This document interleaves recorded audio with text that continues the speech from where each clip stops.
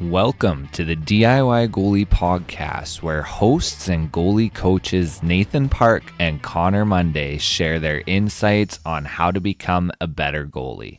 Goalies, welcome back to another episode of the DIY Goalie podcast presented by True North Goaltending. It is another solo episode for myself, so shout out to Connor. Congratulations on the arrival of their baby girl, Emerson. She was born on Monday. What was that? Monday, the 28th?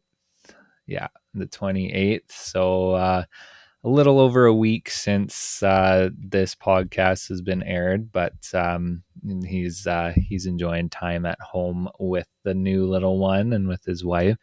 So congrats to them. I'm sure that if he doesn't join us for the next podcast, probably the one after that, but he's taken some well-needed time to adjust to life being a dad. So you guys are stuck with me for today.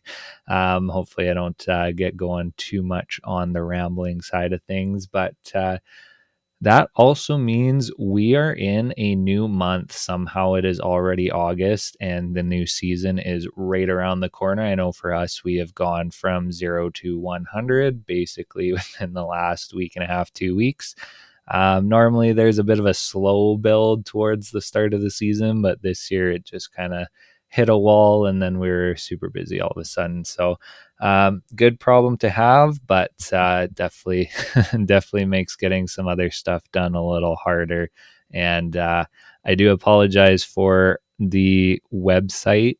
It is close to being done. I know I've been saying that for a while, but between planning for the camp and a couple other things that have come up that have taken me away from doing some of that work, has made it take a little longer than anticipated, but it is still in the works. We will still have everything moved over fairly soon here. That being said, we are a couple weeks away, or I guess a couple days now, about a week and a half away from our week-long camp, which has been sold out. So thanks to all of you that booked with us to come out to that. We are looking forward to that. So since we are in a new month, we are going to be going over a drill of the month. So this is one that I've kind of recently added to our repertoire of drills, mostly just to start kind of trying to incorporate a little bit more traffic, especially at this time of the season, kind of preparing for tryouts and all that stuff like that. You guys want to expose yourselves as best as you can or as much as you can to some realistic game-like situations. And obviously, we know in a game, more often than not, there's some sort of traffic that we kind of have to fight through. So it's good to kind of get used to that, used to fighting for the side of the puck, kind of looking around screens, and trying to do so while minimizing your loss of position, because that's kind of what's going to help us make us successful. So this drill is called the Fight for Sight Screen Options. We will have this up on the YouTube side of things. You can kind of see the picture of the drill, and then we will also post the drill up into the show notes. But basically what it is the goalie is going to start at the top of their crease or kind of somewhere where they want to be, for wherever the pucks are being placed. Now, in our instance, we have the pucks a little higher than the top of the circle, somewhere around there, top of the circle, a little higher, a little lower will be fine. Again, as always, you can put on your own variation to it. If you'd like to move the pucks around somewhere else, that is fine. But basically, goalie's at the top of the crease, set on one pile of pucks, and there is a shooter or a coach at the pile of pucks. And then on the other side of the ice, there is another coach or shooter. And then there is a third coach or shooter or even an extra goalie in front of the goalie, kind of creating a screen. So you can have the screen nice and in tight right on top of the goalie. You can have it be a little bit of a higher screen. If you really want, you can even add 2 or 3 layers of screens, depends on what you have available for shooters or coaches. But basically, what's going to happen is the goalie is going to start on their butterfly at the top of the crease, and the screen is going to be right in front of them, right on angle, making sure they can't see. Coach is going to yell go, and the goalie is going to pop up to their feet. So basically, they're working on getting from their knees to their feet, trying to maintain that sight on that puck. And the screen in the meantime is going to be as dynamic as they can, trying to get in the lane, trying to get into the goalie's view. So the goalie has to work to see around that screen. From there, once the goalie pops up to their feet after the go, the coach will either, the coach at the pile of pucks will either take a shot on net or will pass across to the other coach or shooter on the other side for kind of a catch and release or even a one-timer shot on net. If that pass does happen, it's suggested that whoever's screening kind of moves with that pass and tries to stay in that sight lane of the goalie and making their life as difficult as possible. So not only do we have the screen element, but we also kind of have options laid out to make this fairly game realistic, so that that shooter can either shoot or pass across for a shot. So the goalie has to kind of, anticipate. They have to be on their toes, make sure they're not cheating and reacting to what they see while they're trying to fight through to maintain sight through the screen. So it's a good way to kind of get the eyes going, get used to finding pucks in different situations, whether it is on a pass or a shot, kind of from getting to your knees up to your feet, all of that stuff. So it's a good drill to really get the eyes going and kind of get the compete level up a little bit to make the goalie work a little bit for their saves. So that's a drill that kind of started to incorporate the last couple sessions that we've had. I think it's worked pretty good. We've got lots of lots of teaching points out of that one. Once you implement it, you can kind of see some of the things. We want to make sure that goalies are looking in the right spots around their screen. So just as an example, say a goalie's kind of more towards their glove side and the player's left-handed, which means their stick's more towards the middle of the ice. Ideally, we'd like to kind of look around more so the middle, or I guess kind of look towards the middle of the ice around the screen. So we'd look more towards our blocker side. Just as a general rule of thumb to kind of give you a better chance on that angle, since that player is opened up more to the middle.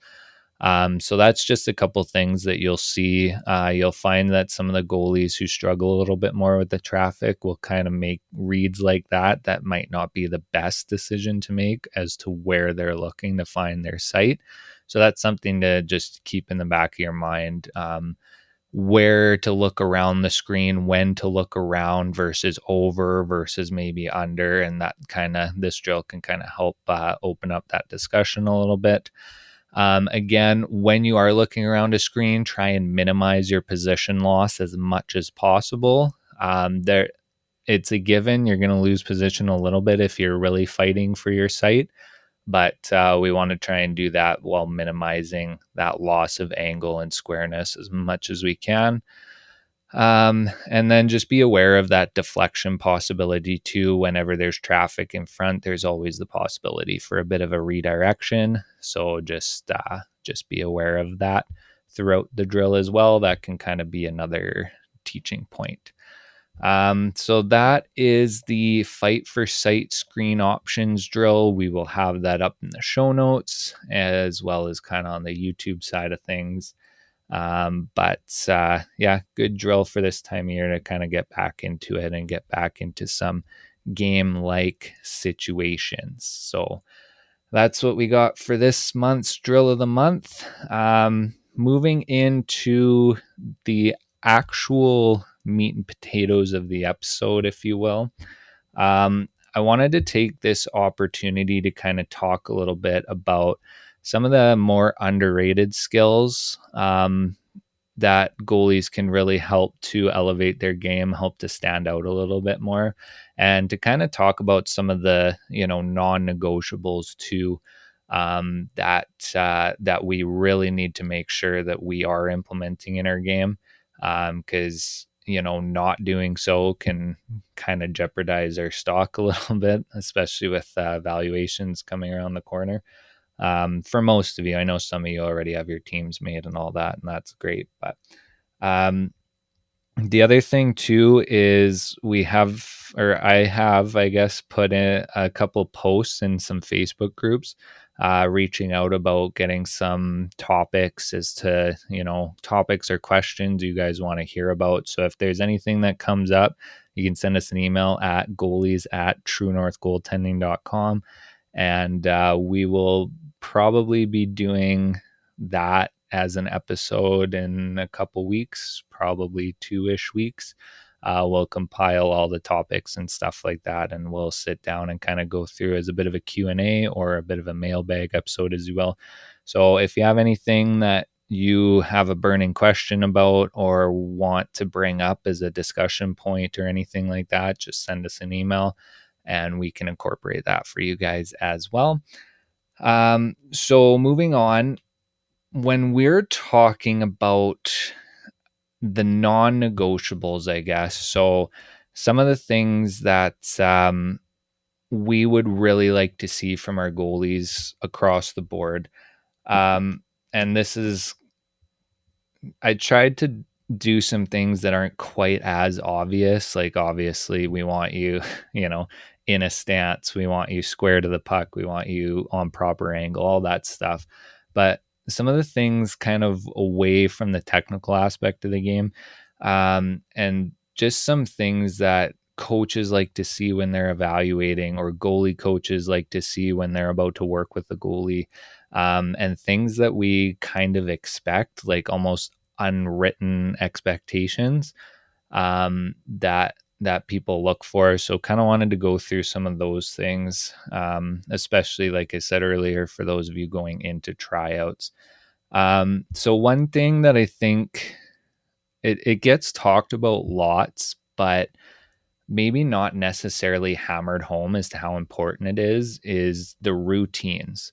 So you think of like a pre-game routine, a post-game routine, a post-goal reset routine, even a practice, like a pre-practice routine, stuff like that. This is something that to me is a non-negotiable. If you are playing goal, you should have you should have multiple points in your game that you have some sort of routine, especially a pre-game and especially a post-goal routine. So something that works for you that can kind of help you reset, get you back into that proper frame of mind of, okay, that's done with, that's happened. Now we have to focus on the next shot because that's all that matters right now. Anything that works for you to kind of get you into that frame of mind, we want you to make sure that you have something in place for that. That's going to be a big thing, that especially if you don't have goalie people evaluating you, your ability to bounce back is something that non-goalie people are still going to be looking for, and they're going to really look into stuff like proper body language and how you react after a save. Are you laying on the ice, or do you pop back up, do your skate to the corner, tap your stick a couple times and you're ready to go, if that's your routine? Or if you want to do the Braden Holtby, spray the water, track a drop down, and then kind of get ready to go again. Whatever works for you. But if we can see something that, shows, okay, that happened, they let a goal in, they realized it, now they've moved on, it's about that next save, that's going to get you some good brownie points moving forward. And it's just a good look to show that you're, prepared and serious about it. And that really goes for pregame routines. If you're at a tryout and you are the one goalie that's an hour and a half before the game doing some ball work, doing some stretching, all of that stuff, perfect. Like, that's going to help you at least to set yourself apart. You may be at a higher level where every goalie is doing that, and that's great. But if you're the only goalie not doing that, you're probably going to get some points against you, right? So even if none of the other goalies are there doing it, you'll set yourself apart. And then if everybody else is doing it, there's a reason for that. You should be involved in that too. But you should also have something as part of your pregame routine that's not just at the rink and that's more than just an hour to 2 hours before the game. You should have some sort of, visualization work, some sort of kind of pump up or chill out kind of preparation. So if you're a goalie that plays better when you're amped up, when you're buzzing, when you're ready to go, find something to incorporate the morning of, the night after, whatever it is, to start getting into that mindset. If you're more the goalie that likes to go in calm and cool and just kind of mellow, see how things go, just find your game, go play, figure out what works for you to get into that frame of mind as well. So routines, very important. Post game or post practice, get a cool down stretch, get a cool down bike or jog or walk, something like that. Decompress with a little bit of music or whatever the case is, getting yourself back into that proper state of mind. But something for after games and practices too is just as important as beforehand. Most of the time, it's more so for your physical well-being, making sure you're stretched, you're cooled down, all of that good stuff. But it can also help, depending on the individual, kind of help maintain that mental well-being as well. So just, again, as a lot of the stuff we talk about, play around with some things, find out what works for you. But to me, the routines are a non-negotiable. You should have at least a couple routines for various situations that you can stick to, that are repeatable. So it's not going to throw your game off if a variable changes, and that works to help you to accomplish what you need to. So that's it for routines. When it comes to building off of that, I guess, in terms of how we are perceived by coaches, scouts, whoever is out there that we're trying to leave a good impression on. Carrying yourself with a sense of professionalism, having good character traits, those to me are also non-negotiables. For us, if we're working with goalies, we want them to kind of, exemplify certain character traits, being basically good people, right? Like it's tough for us as goalie coaches to work with kids who are not coachable, who don't seem to take things seriously, who are just all in all tough to work with. And those same traits are, if you take that to your tryouts, take that to your teams, anything like that, most likely will land you cut, or at the very least, you won't get nearly as much of a leash, I guess, as you potentially would if you're exemplifying those traits. Coaches do not like to work with players that are not coachable. They don't like to work with ones that have bad attitudes, that aren't professional. Show up to the rink well dressed, show up to the rink early, show up to the rink with a smile on your face, have that driven determination when you're there. You are there to get a job done, so do what you can to get that job done.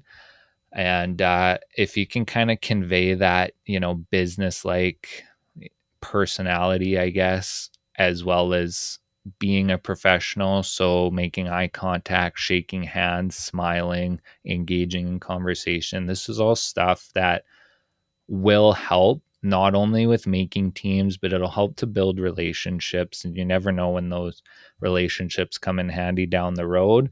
You might play for a coach now that gets a coaching gig for a semi-pro team that you're looking to make down the road. And if you left a good impression on that coach, he's more likely to bring you on board the second time than if you stood out as a bad apple. So anytime you're in any of these situations, just kind of think to yourself, like, how do I want to be perceived? What's the first impression? And then the second, third, fourth impressions that I want to be making on these people? What do I want to be remembered as? And how do I want to leave that impression? Right. And I can pretty much guarantee everybody out there across the board wants to say they want to leave a good impression. So being professional is a big one. Again, eye contact, huge. Smile, huge. Good, firm handshake, huge. Talk to coaches, talk to people, get to know them a little bit, but at the same time, don't come across as not genuine. You want to make sure that, you actually are interested, as opposed to just trying to do so just to kind of rake in some brownie points, right? So to me, that kind of professional demeanor is another non-negotiable, especially for those of you who are trying to get to higher and higher levels as you go. That's going to make a big, big difference. So don't forget about that. And that kind of goes a little bit hand in hand with another non-negotiable, is having a good emotional slash mental game. Um, and by that, I mean, we're not blaming our teammates. Okay. Own up to the fact that even though your teammates maybe made some mistakes, they still scored on you. You still made a mistake too, or didn't do, the perfect thing you could have done. There's something that broke down on your end as well. Now, that being said, obviously we're not perfect. We're not going to stop everything, but just recognize that for the amount of times that your teammates make mistakes and, turn the puck over, or whatever the case is, they're also going to be times where they bail you out, or where you make a horrendous mistake that results in them having a minus. And imagine what you feel if every time that happened, they came to you and ripped you a new one and put their hands in the air like, what are you doing? Come on. Right. And that's something that we need to think of too, right? Is they're there trying to do their best in their position, just like we are in ours. So don't be blaming your teammates, help them to shake things off if they do make a mistake. Just like us, they know exactly when they made a mistake. They know when, a goal was their fault or the result of something they did. So you don't need to pile on. Pick them up, be a good teammate. Okay. And the body language is huge too. Just going back to that mental emotional game, if you let in a goal, and every time you let in a goal, you then lay on the ice with your, face looking down. Okay. If you sit there for 3, 4, or 5 seconds, people notice that, and not in a good way, right? If you let in a goal, you bounce back and get into your post goal routine, like we talked about earlier. Okay. That shows a little bit of, that maturity, that proper mental game, that proper emotional response, that kind of comes with what coaches, scouts, all these people are looking for. And it's also good for us too, because it's, even if we think we can get through, you know, dealing with a bad goal with bad body language, it tends to weigh on us subconsciously a little more than we realize. Like if we have the mopey attitude, if we kind of drop the shoulders or throw the hands in the air, shrug, kind of like look defeated, look upset, anything like that. Even if we think that that's not affecting us, it is, because subconsciously that's kind of the frame of mind that we have put ourselves in. And now that's going to translate into our thought process, and our thought process is going to be a little bit more negative, and then it's going to keep snowballing. So we need to make sure that we stay positive. We don't look like we're dwelling on a goal. Even if in your mind you are kind of replaying it a couple times, don't look like you are. Don't look like you're blaming teammates or anything like that. Just worry about doing doing what you need to do to stop the next shot. And that's all that we're worried about. The other thing is don't outwardly show if you are frustrated or upset or anything like that. The stick slamming, we talked about the hands, like throwing the hands up in the air, a la Mike Smith. He liked to do that a lot. Um, Stuff like that, like it doesn't show well. If you are frustrated, if you are upset and you need a bit of a healthier release, I guess, just squeeze your stick, squeeze your glove, do something that's not really noticeable to kind of do what you need to do to get some of that anger, that frustration out. And then take that deep breath, do some breath work quick, reset, focus for the next shot, because that's really what we're worried about at that point. And that bad body language can kind of result in not looking great to people in the stands who might be watching. The other thing too is just for on ice stuff. I will say the one non-negotiable is we need to make sure that we are in position as best as we can be. And by that, I do mean angles and being square. Depth, I think, is one that traditionally has been over, I don't know, I guess overemphasized. Yes, we need to come out in certain situations and cut off the angle and make ourselves big, but we can also accomplish that with proper save execution and proper tracking, even if we're only 2 steps off of our goal line. The depth thing is more situational, so you might have certain situations where coming out more actually hurts you. But the one thing I will say is when it comes to on the ice, if you can be on angle and you can be square as much as possible, you will have success. So that comes from skating well and hitting your spots early. That comes from situational awareness and understanding the game in front of you. And that just comes from experience and practice. But if you can be on angle and be square for pretty much every shot that comes your way, I would argue that you will most likely be successful unless you really cannot stop a puck to save your life.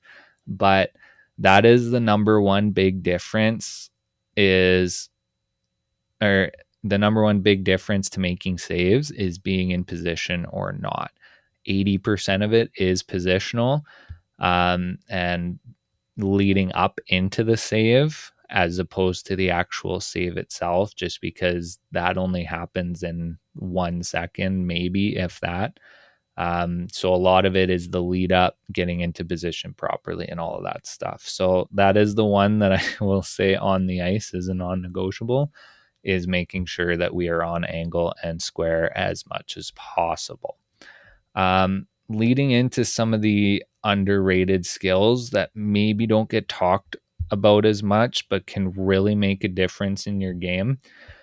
That just building off of that positional point from the last one, the ability to be in position and set early is huge. Like if you can turn a lateral play into a straight shot, so if a pass comes across, you can beat the pass and be set in your stance ready for a shot before that pass is complete or that guy gets full control of that puck, makes a big difference.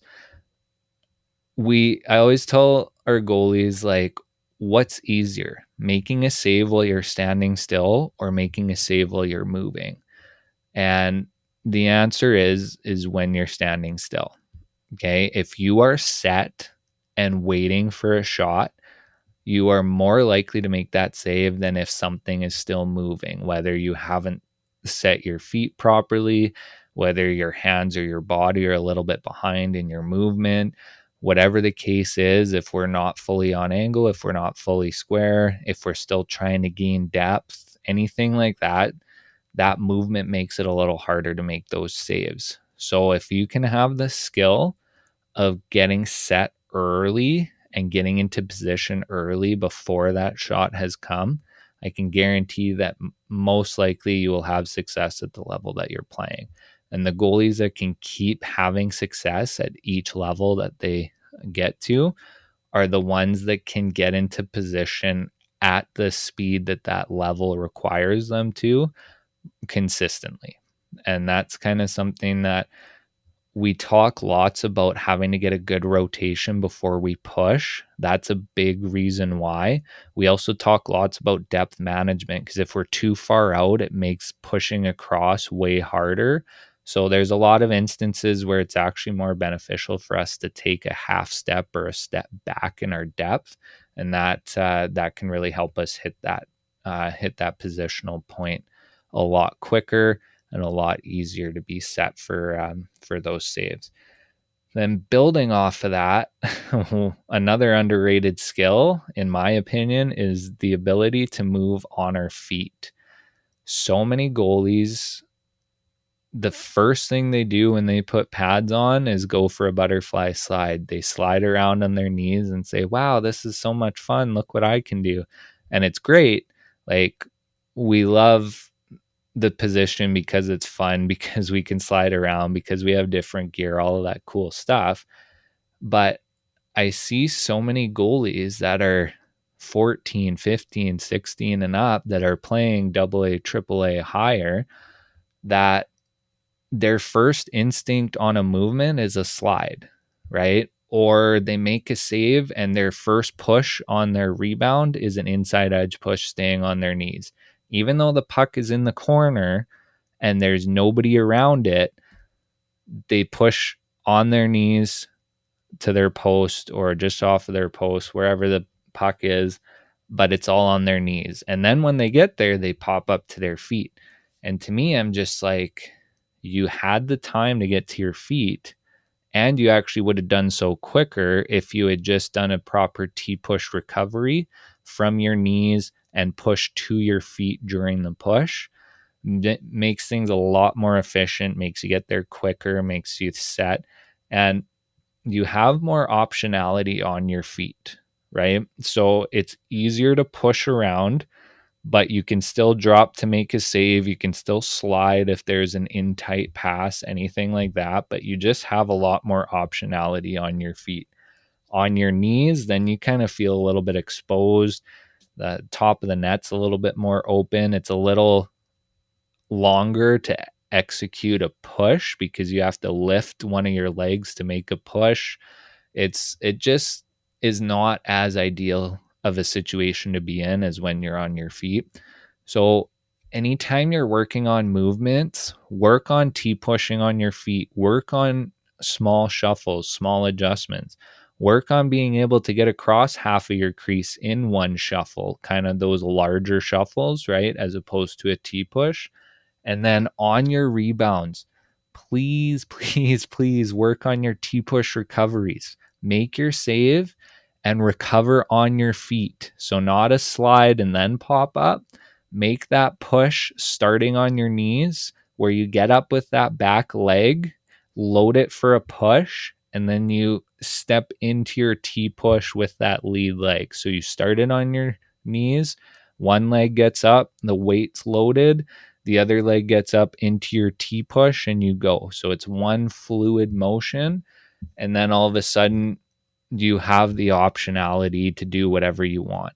It's the slide is always there if you need it. If something's in tight, great, slide. But more often than not, I see goalies have ample time to get to their feet and they don't. So get used to getting to your feet. To me, it's an incredibly underrated skill, and it'll make your life a lot easier, and it'll also make you look better when you're, at evaluations, or if there's a scout in the stands or anything like that. Please, please, please work on moving on your feet, getting to your feet as quick as possible. That being said, I'm not saying goalies need to stand up more, because we've talked enough about that and kind of the blanket statement that comes with that. But yeah, just on movements, on your feet more. That would make me very happy. Um, Puck management is another one. So basically the same as rebound control, but I like to refer to it more as like puck management, because we're more so trying to read the play and dictate what we're doing with the puck, um, based on what we see in front of us. So when we think of rebound control, usually it's kind of the ability to put a puck to the corner, whether it be with a stick or with a blocker. We think of catching the puck when we talk about rebound control, stuff like that. And I would take it a step further and basically say, if you are good at placing pucks where you want them to go, that is something that not a lot of goalies can do, but it makes a huge difference in your game. And that's why I kind of have it as one of the underrated skills, because if you can take a stick save and you have somebody very, I don't know, like on a very steep angle off to the back door. So maybe they're, 2 steps above the goal line on your blocker side and you're getting a shot from your glove side. If you're going to make a stick save to the corner, you're probably making that save right to that person back door. So the safer play might actually be to kick it a little bit more, or a little higher in the zone, or maybe even more so to the slot, or maybe somehow trying to, just get a lot of heat on that rebound. That might be an instance where you'd rather kick that save out and try and just get it as far out of the zone or away from the net as possible, as opposed to making a stick save, just because of that backdoor threat. In another instance, the stick save might be exactly what you need to get it to the corner out of harm's way. We also have the ability as goalies a lot of times to dictate the pace of play. So if your team's hemmed in for the zone for a while, the other team's pressing, if you can find a way to cover that puck, get a whistle, get fresh legs, and kind of stall the other team's momentum, that makes a huge difference too. So being able to use our body in those situations. So instead of maybe a blocker save, we shift our body a bit more, make a shoulder save, but we can get the glove around and kind of get that as a safety net to be able to control that puck, get a whistle. Now all of a sudden we're laughing, right? We're in a much better spot. We kind of squash the momentum a little bit. Now we can have fresh legs, get out, maybe clear the zone, and no harm, no foul. So that's why I kind of refer to this as puck management, right? Being able to put pucks in the right spot based on the situation, the ability to cover the puck when we need to, and even the ability to keep the play alive when we need to, right? Like, this may not apply to you guys, but just as an example, we see in the NHL with the 3-on-3 overtime, a lot of goalies are looking to spring a pass or something like that because they've recognized that there's 2 opposing players deep and 2 of their guys high. So there's a potential for a quick 2-on-1. So they look to drop the pass or drop the puck and move it up with a quick pass and try and get the play going the other way quick. So that's something to keep an eye on too, is there might be situations where you can actually, instead of covering it, you can get that puck played quickly and maybe get it going the other way. The other thing too with puck management just is puck handling, stick handling, being able to make good decisions with that. When it comes to what coaches and scouts and stuff are looking for with puck play, the big thing is just make your decision early, make it quick, be simple and efficient with it, and then get back to your net. So out quick movement back to your net, plays done, right? That's kind of what they're looking for, is that quickness, that ability to make a decision under pressure, that ability to keep it simple, and then just get back to the net, right? It's when you're unsure or unconfident, when you look like you're hanging on to the puck a little too long, when you're trying to go for the high risk, high reward plays. That's kind of the stuff that can get you into trouble, and that can potentially go against you when people are looking at you. So just make sure that, you know, where or we have an idea of where we want to play that puck as we're going out to stop the puck, whether it's a rim or a dump in or whatever the case is. Make sure you make that play quick. You get in, you get out, back to the net, right? Don't try and overcomplicate it with fancy fakes and all of that. And sometimes that might work. And if you're good at it, then who am I to tell you not to do it? But more often than not, it's quick, simple tape to tape pass back in the net, and that's it. We're not trying to sauce over 4 players to try and spring a guy at the far blue line. It might work, but if it doesn't, then you're hooped, and that's kind of going to go against you. So just think of that too. Kind of more low risk, medium reward plays, ones that you can make quick and that you're confident about, and that can go a long way. We've talked lots about this, both a little bit today, but just in other episodes as well. But the situational awareness is a huge one too. Being able to see what's in front of you, being able to anticipate the play, being able to, scan for threats and just have an idea of how a play is going to unfold or the potentials that a play has. That really goes a long way in being able to have success at the higher levels. So being able to scan off the puck, look backdoor, look to the slot, see where the D-men are, see where your teammates are. There's somebody open in the slot, there's somebody open backdoor, whatever the case is. I can maybe yell to my team, let them know. But I also now have that awareness. So if I see that puck start going in that general direction, I already know that I need to kind of look and open up and rotate to that backdoor player because I know they're wide open, and then I can start making that movement. If we have no idea that they're there, we're usually not as quick to make that movement because we're still trying to process where that puck is going to. Whereas if we've scanned and we've identified, then we already know it's there, and that pass starts to go, we're already starting to go because we know, right? We know it's there. We're not trying to say, oh, okay, where's the stick? Lefty, righty? Are they high? Are they low? Where are they? Oh, they're there. Okay, well, now the pass is almost already done, and now we're kind of in desperation mode, right? So we need to make sure that we're scanning often, especially if the puck isn't in an area to be an immediate threat to the net. So if somebody has their back turned to the net, they're kind of being pushed out to the outside along the boards. Perfect opportunity to take a quick look. If there's a little down low battle against the boards where, there's a couple people pinned, great opportunity to take a quick look, right?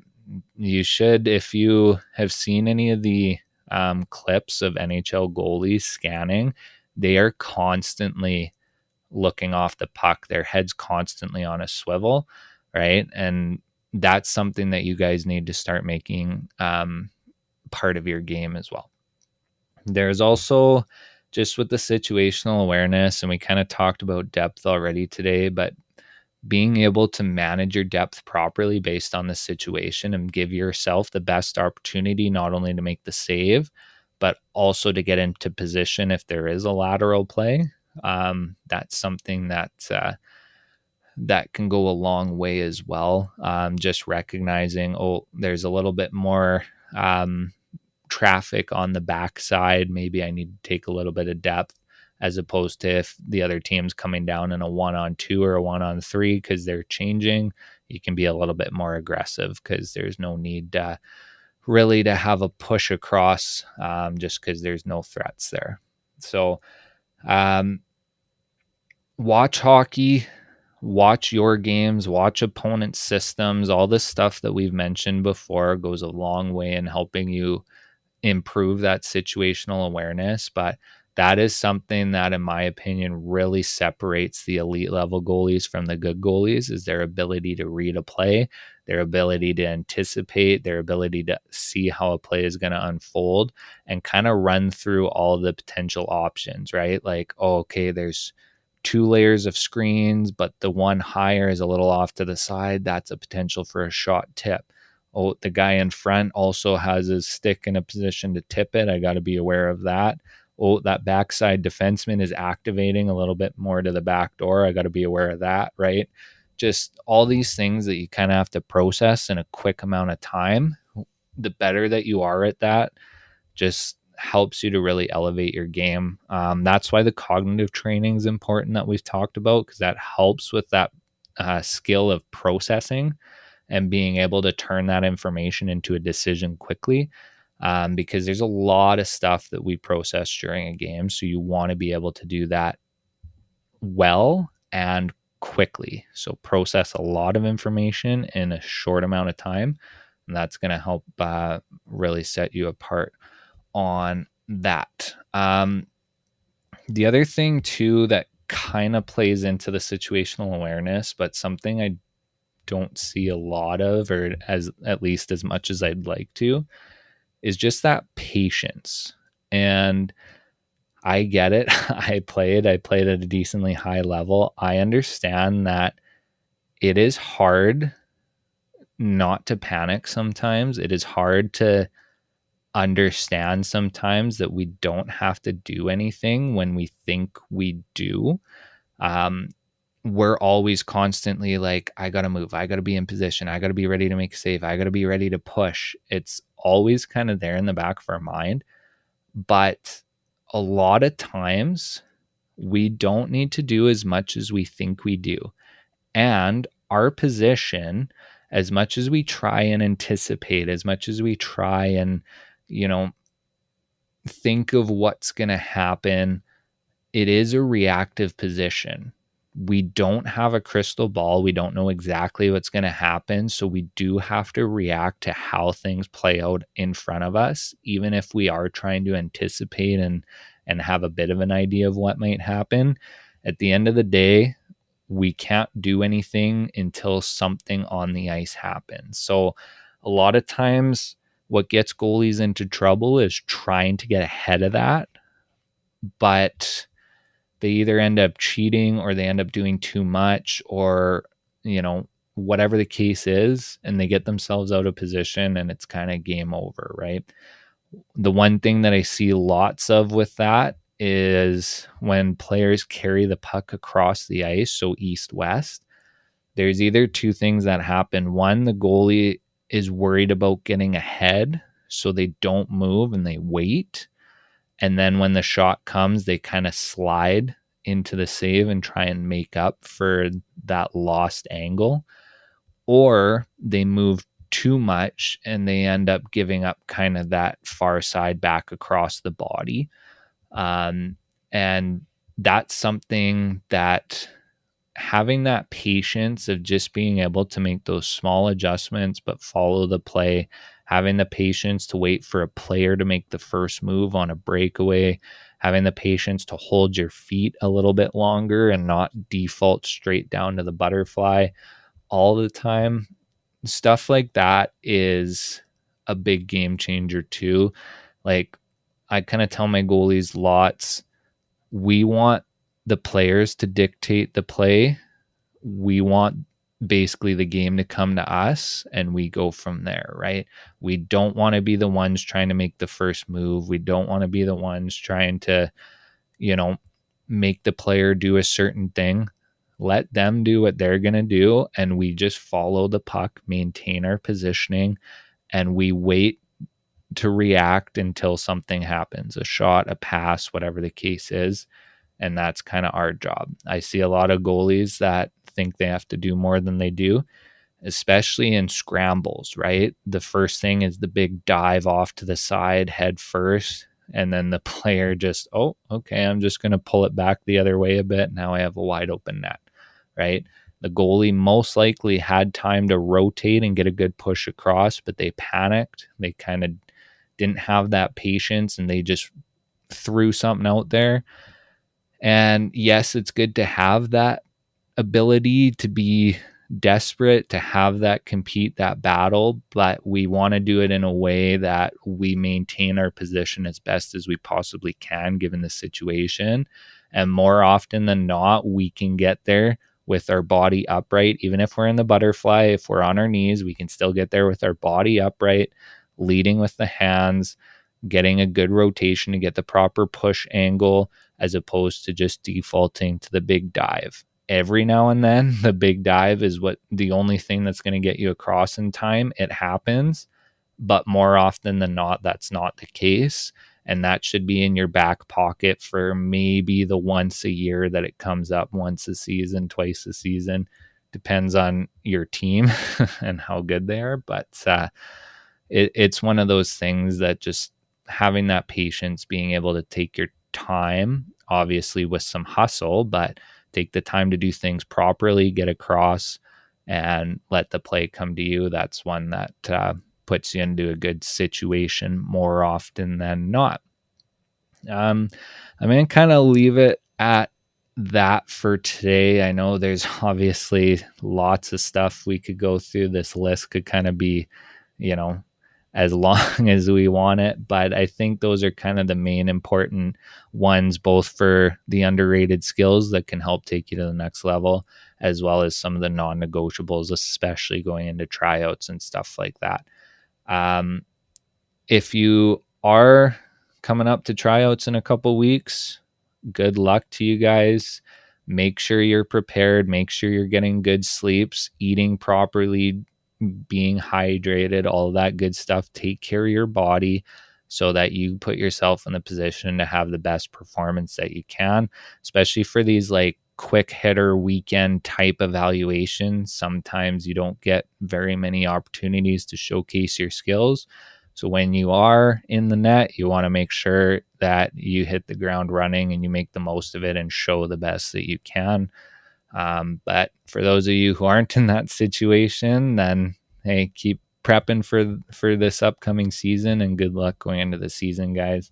As always, you can like and subscribe if you are on the YouTube channel.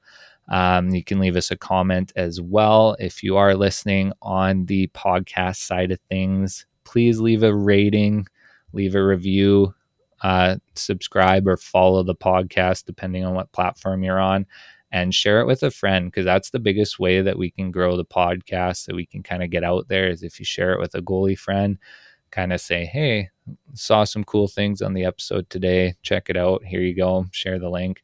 That really helps us kind of continue to grow, continue to get in front of more goalies. You can always reach out at goalies@truenorthgoaltending.com. You can follow us on Facebook, TikTok, YouTube, all at True North Goaltending, or you can follow us on Instagram at YEG Goalie Coach. And we'll be taking those submissions for kind of our Q&A mailbag episode in a couple weeks. So feel free to reach out with anything you'd like to hear on that front. Other than that, thanks for tuning in, guys. As always, make some saves. Take care.